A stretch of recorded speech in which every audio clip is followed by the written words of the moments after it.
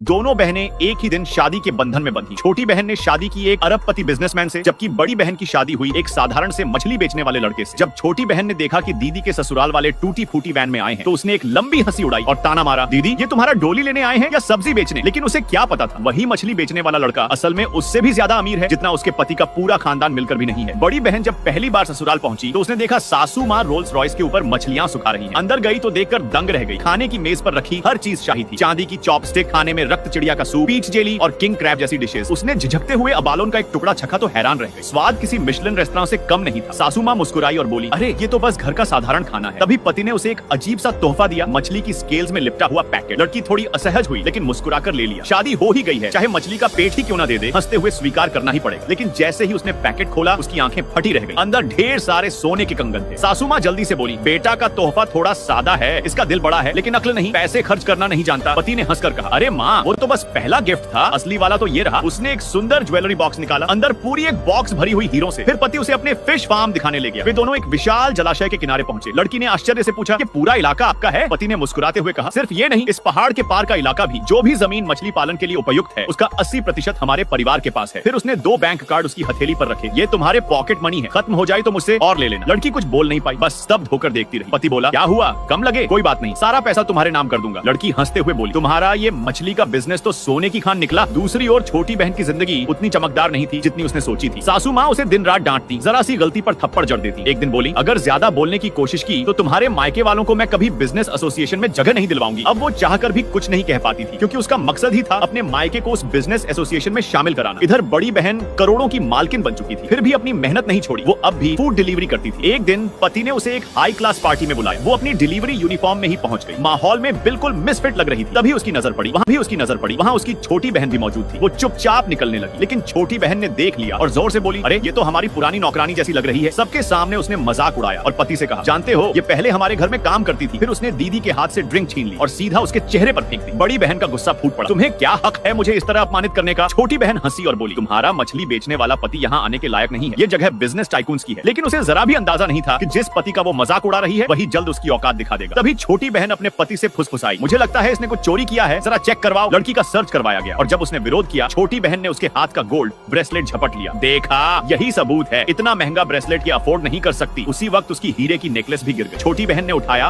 और दंग रह गई। ये तो एंजल 1 नेकलेस है, दुनिया में बस एक ही है, कीमत 50 करोड़। अब सबने मिलकर उसे चोर कह दिया और पुलिस बुलाने लगे। लड़की रोते हुए बोली, मैंने कुछ नहीं चुराया, मुझे छोड़ दो। छोटी बहन ठहाका लगाते हुए बोली, अब तो जेल में ही डिलीवरी करनी पड़ेगी दीदी। और यहीं से शुरू होता है उस मछली वाले की असली ताकत दिखाने का वक्त।